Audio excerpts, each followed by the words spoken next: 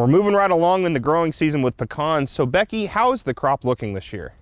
Well, here at the research station, it looks really good. We're kind of a different setup than a lot of our growers across the state because we're kind of an upland site. And you can see on some of these trees, we've got almost every shoot's got a nut.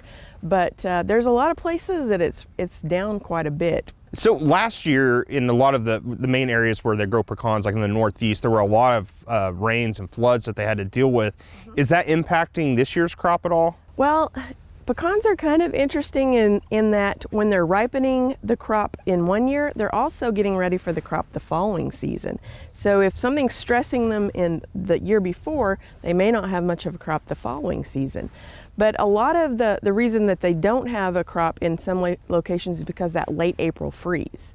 Now, those places up northeast that they stood underwater for months at a time, they had a reduction in their root mass that just kind of slowly kills those root systems. And so when it's really dry, like in the Northeast right now, they haven't had their normal rainfall. Those trees are going to have problems going out to find water to bring up to those trees and keep them healthy.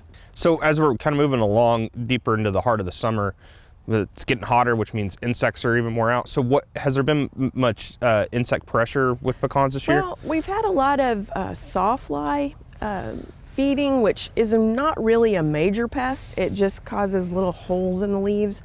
We don't usually treat for it. Seen a lot of that this year.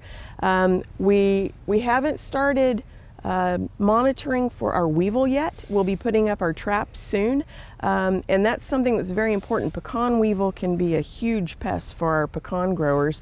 They start feeding on the nut when they're in the water stage, and when that nut transitions to the dough stage, when it's filling out and making that kernel, then they start laying the eggs in those nuts. And at that point, really not much you can do for that if they've already laid eggs in the nuts.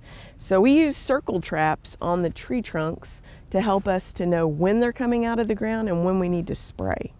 So moving forward, you actually have a kind of like a virtual field day that's coming up, at talking with producers about thinning out the crop and things that they need to be looking forward to going into harvest. Mm-hmm. Yeah, we've been offering a monthly Zoom meeting. We started in May, and it's been very well received. We meet, this next session will be August 7th, and we'll talk about what's happening during August, what they need to be thinking about. There's a lot of things that they need to know based on the maturity of that nut. All right, thanks, Becky. Becky Carroll, Associate Extension Specialist here at Oklahoma State University.